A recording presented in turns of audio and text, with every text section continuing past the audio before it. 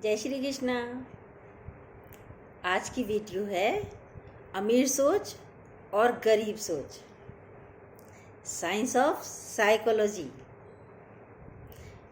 सोच का आपके जीवन पर कितना असर पड़ता है आज वो बताएंगे, ठीक है।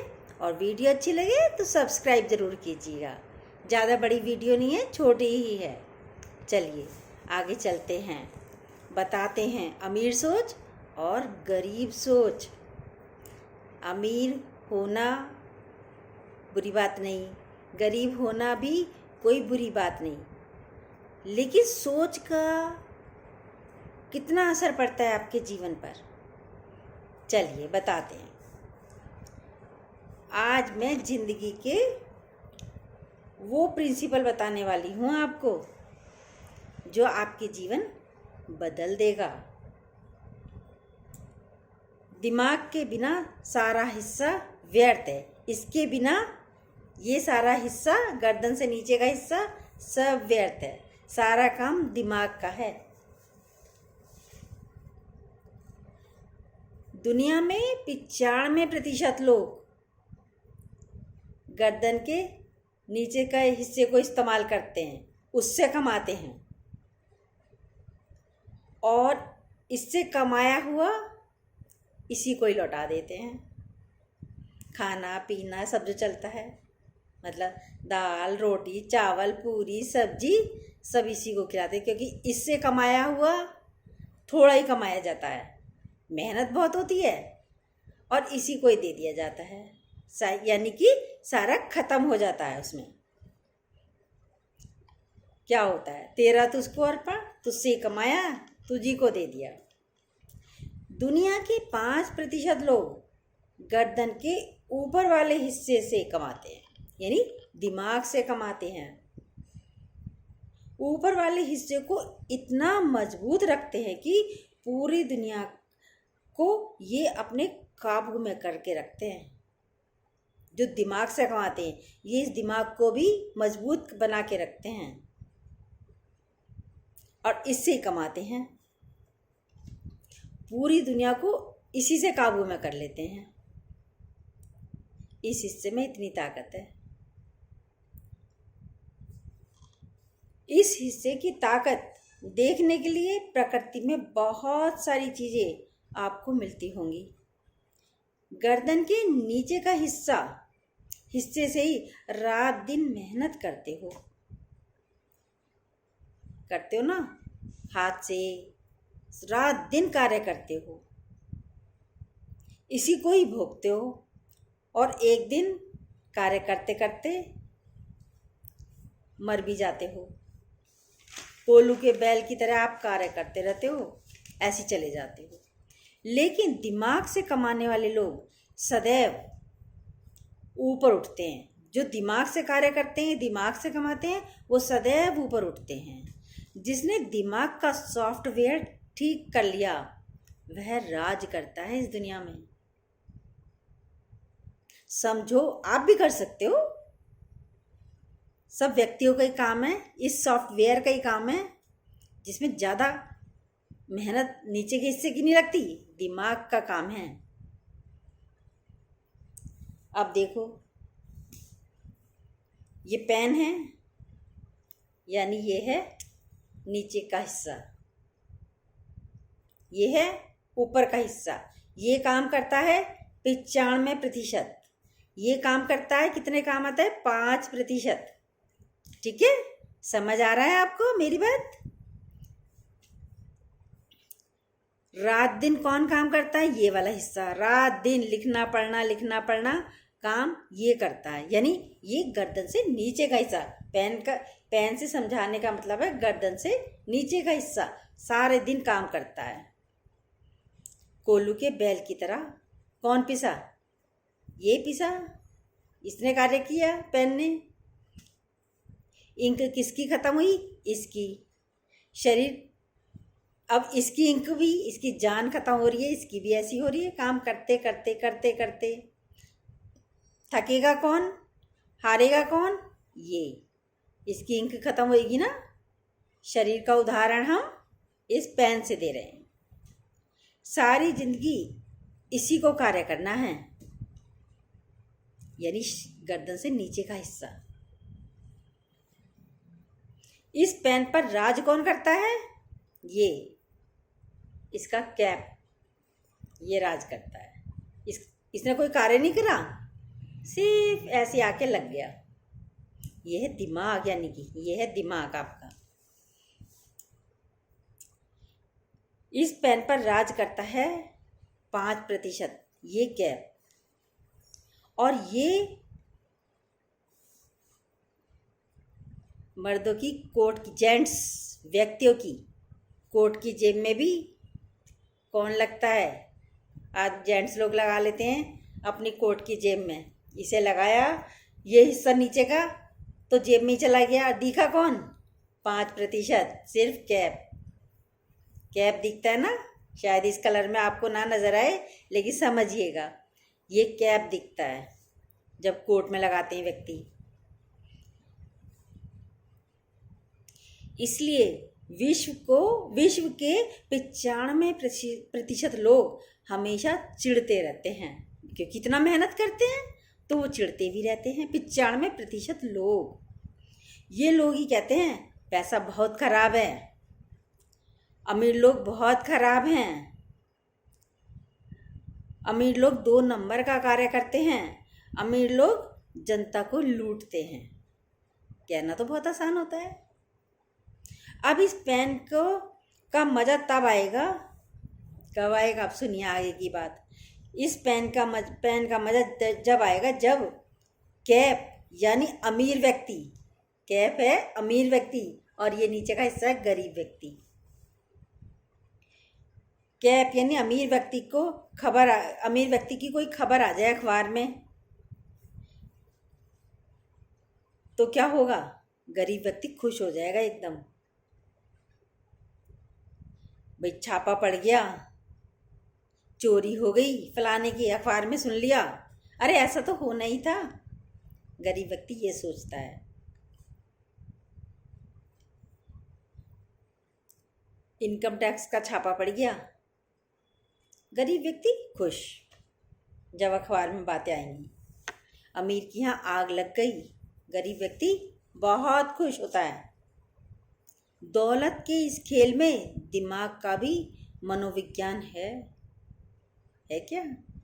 है ना? नहीं समझे? दौलत के इस खेल में दिमाग का भी मनोविज्ञान है। दिमाग का मनोविज्ञान क्या कहता है? जो आपको बहुत आगे लेकर जाएगा जिंदगी में। मनोविज्ञान क्या कहता है? सारा मनोविज्ञान दिमाग का ही खेल है, अमीर बनने का और गरीब बनने का।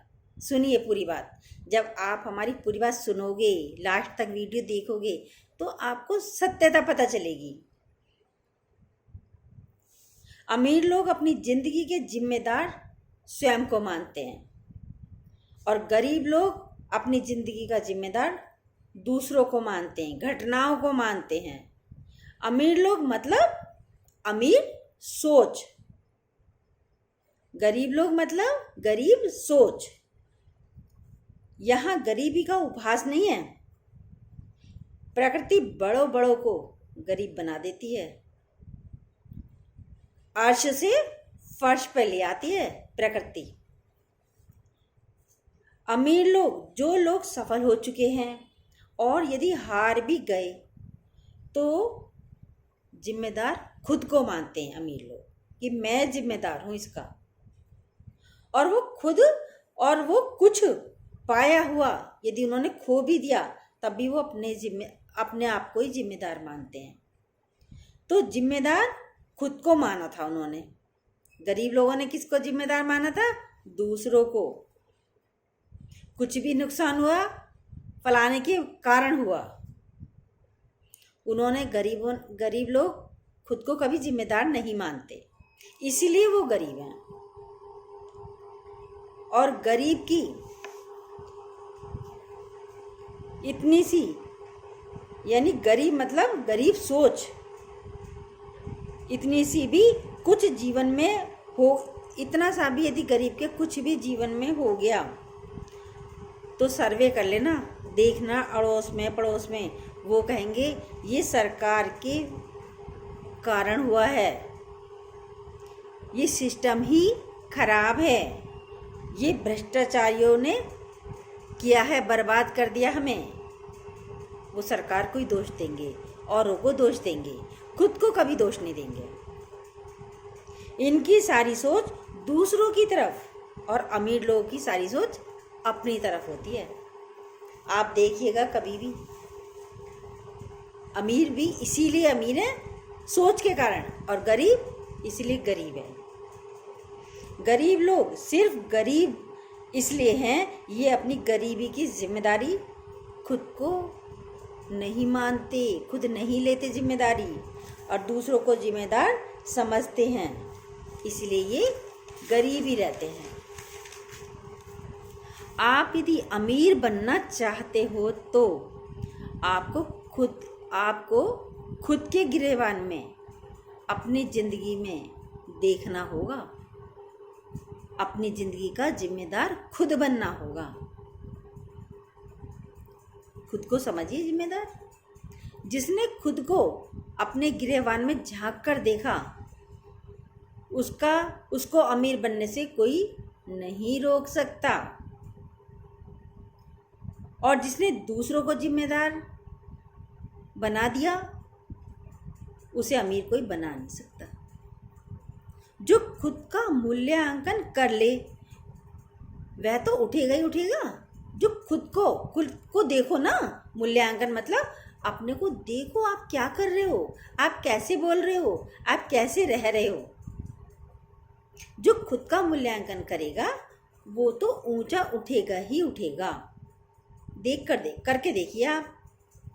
यदि आपने दूसरों की तरफ उंगली कर दी तो ये उंगलियां भी बता रही हैं कि 3 गुने आप ही जिम्मेदार हो। यदि हम उंगली दूसरे की तरफ एक करते हैं, तू जिम्मेदार है, तू जिम्मेदार है, तो 3 उंगली देखो अपनी तरफ ही हो गई।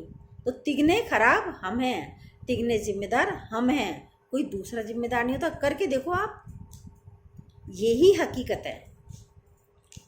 3 गुनी कमियां आप में पाई जाएंगी, होती है 3 गुनी आप में। बाहर की दुनिया में जब जब झांकोगे नुकसान आपका ही होगा।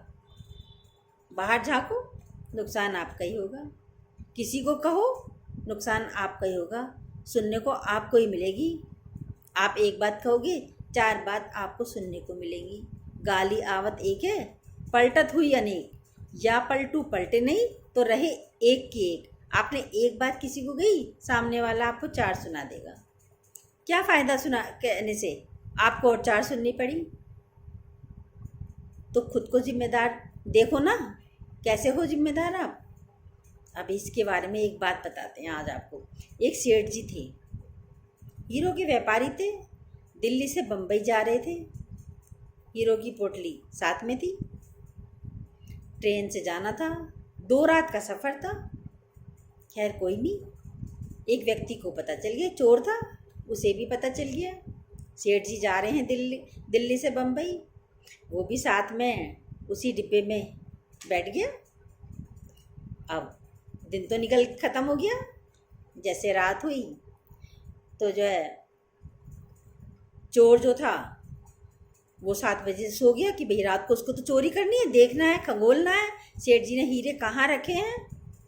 7 बजे सो गया। सेठ जी का टाइम था रात के 10 बजे सोने का। चोर तो सो ही रहा था। सेठ जी ने अपनी पोटली निकाली और चोर की जेब में रखी और मस्ती से सो गए। अब चोर उठा रात को 1 बजे। उसने सेठ के सारे कपड़े सब खंगोल लिया, सब देख लिया खूब अच्छी तरह। उसे कुछ नहीं मिला। थक हार के वो 4 बजे सो गया। चोर सो गया, कोई बात नहीं, सेठ जी तो मस्ती से सो ही रहे थे। अब सेठ जी, वो तो 4 बजे चोर सो गया। अब सेठ जी उठे, उसने अपनी पोटली उसकी जेब से निकाली, अपनी जेब में रख ली और अपना आराम से बैठ गए ट्रेन में। अभी एक रात और काटनी है, पूरा दिन कट गया। अब अगली रात आई। अगली रात भी सेठ जी ने क्या करा, चोर ने क्या करा, उस दिन भी नहीं मिला उसे कुछ। अब चोर ने सोचा आज मुझे वो भी 7 बजे से सो गया, कह रहा जल्दी सोऊंगा तभी ये सेठ जी सो जाएंगे, तभी उठ के रात को देखूंगा, आज तो मिल ही जाएगा। चोर भी अपना सो गया 7 बजे। सेठ जी ने ऐसी करा, 10 बजे सोने के लिए चले, अपनी पोटली निकाली जेब से, उसकी जेब में रख दी, चोर की जेब में, और फिर मस्ती से सो गए। अब चोर फिर उठा 1 बजे। अब 1 बजे उठा, उसने सब कुछ देखा, आज भी नहीं मिला उसको कुछ भी। अब नहीं मिला, 4 बजे तक फिर से वही जो है सब खंगोल के देख के थक हार के सो गया। सेठ जी फिर 5 बजे उठे, उसकी जेब से निकाली हीरे की पोटली, अपनी जेब में रख ली और बैठ गए। भाई जब स्टेशन आएगा तब उतर जाएंगे। अब थोड़ी देर बाद चोर भी उठ जाता है, जाग जाता है, अभी स्टेशन आया नहीं, अभी दोनों ट्रेन में बैठे हुए हैं। अब चोर ने कहा, बड़ा परेशान, आखिर मुझे पता है हीरे की पोटली इनके पास है, पर इन्होंने छिपाई कहाँ ये नहीं पता चल रहा। बड़ा परेशान हो रहा था, कैसे पूछूं, क्या करूं। चोर ने अब उसने कहा, बापूजी एक बात बता दो। कह रहे क्या? भाई सेठ जी या बापूजी जो भी है, सेठ जी आप एक बात बताओ। कह रहे क्या? कह रहे मुझे पता है आपके पास हीरे की पोटली है, और मैंने पूरी रात आपकी सब में देख ली, मुझे नहीं मिली, आपने कहाँ छिपाई ये बताओ। तो सेठ जी कितना अच्छा आंसर देते हैं, अरे मूर्ख, पूरी दुनिया अपना सुख दूसरों की तरफ ढूंढने में लगी हुई है। अपना सुख दूसरे से सोचते, हमें दूसरे से सुख मिल जाए। दूसरे में सुख है, जब आप में खुद में सुख नहीं है तो आप दूसरे में सुख कैसे? वो तो आपसे भी ज़्यादा दुखी है। दूसरे से सुख की कल्पना करते रहते हो, इससे सुख मिल जाए, उससे सुख मिल जाए, नहीं मिलने का। सुख है अपने आप में। तो सेठ जी ने कितना अच्छा बोला, उदाहरण बता रहे हैं इस तरीके से कि सेठ जी बोले, अरे मूर्ख, पूरी दुनिया अपना सुख दूसरों की तरफ ढूंढती है, इससे ले लूँ सुख, इससे ले लूँ, पर सुख किसी के पास है ही नहीं, सब दुखी लगे पड़े हैं। अरे तूने एक बार अपने गिरेबान में झांक लिया होता तो आज तू चोर की जगह राजा बना होता, मालिक बना होता। भाई पोटली उसके पास थी, हीरो का व्यापारी तो सेठ था, लेकिन वो बन जाता यदि लेके उतर जाता पहले अपने को देख लेता, पर झांकने की आदत तो दूसरे में है। लेकिन सारा जगत अपना सुख खुद में नहीं ढूंढता, सारे आरोप दूसरे तरफ लगा देते हैं। तो कितना अच्छा बोला, जग का सुख तो क्षण भंगुर है। जग का सुख, जग के यानी दूसरों से लिया हुआ सुख क्षण भंगुर का है। अभिमान कर आप ही अपमान कर देंगे तो क्षण भंगुर हुआ ना। अब एक और छोटी सी स्टोरी है। किसी ने बहू से पूछा, तुम दुखी क्यों हो? किसी ने बहू से पूछा, तू दुखी क्यों है? तो बहू क्या बोलेगी?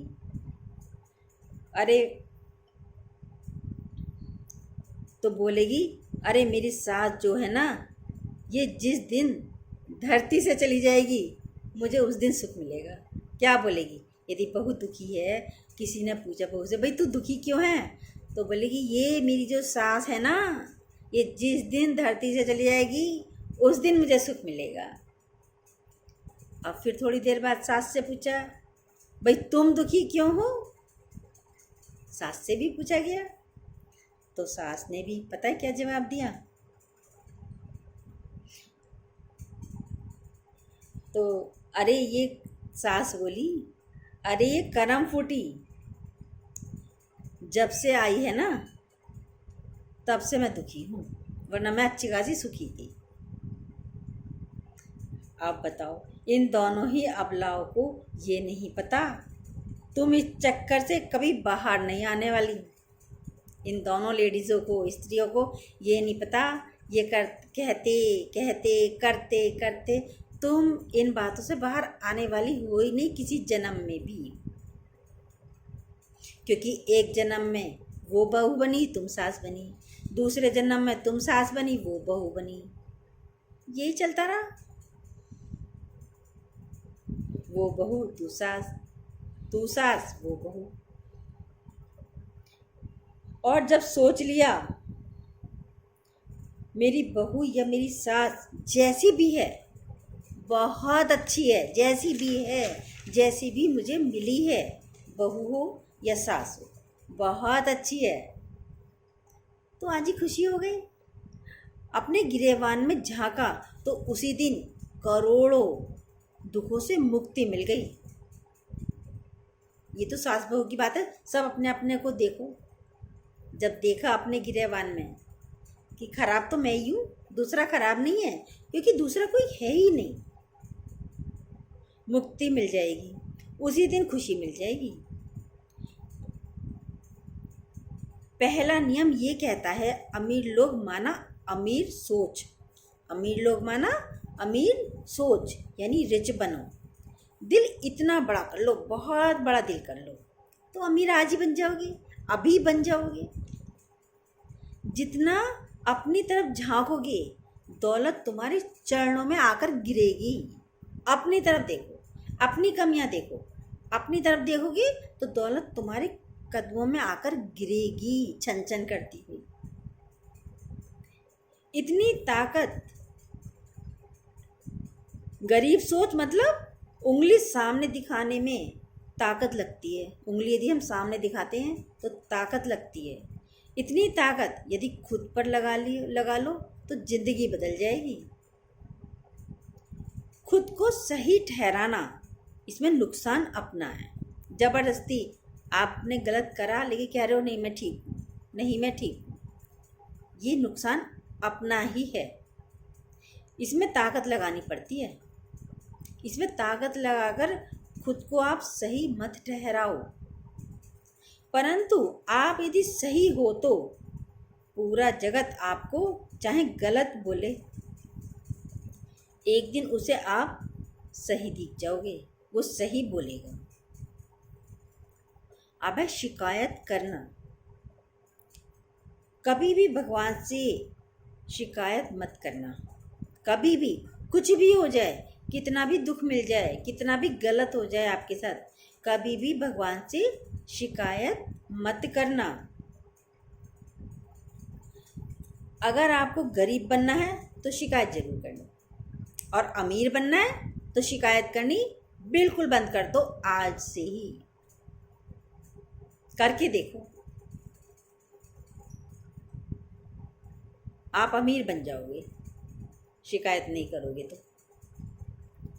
प्रिंसिपल जिस व्यक्ति ने ये प्रिंसिपल जिस व्यक्ति ने बताई, ये बात जिस व्यक्ति ने बताई है, उस व्यक्ति का नाम है टी हार्व एकर। शिकायत करोगे तो अमीरी से उतने ही दूर हो जाओगे।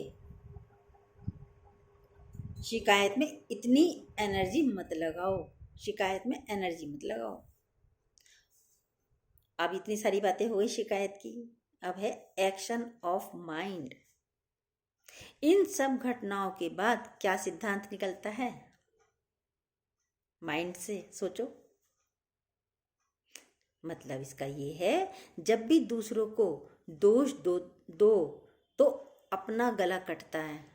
यानी दोष हमने दूसरे को दिया तो तलवार हमारी गर्दन पर आती है, गला अपना कटता है, दर्द हमें होएगा, गरीब हम बनेंगे यदि हम दोष देंगे। सारे दिन की घटनाओं का मूल्यांकन करो कि तुमने कितने सही करी हैं और कितनी गलत करी हैं। कितनी बार दूसरों की तरफ उंगली करी और कितनी बार अपनी ओर करी उंगली। मूल्यांकन करो अपना, तो आदत सही होती चली जाएगी।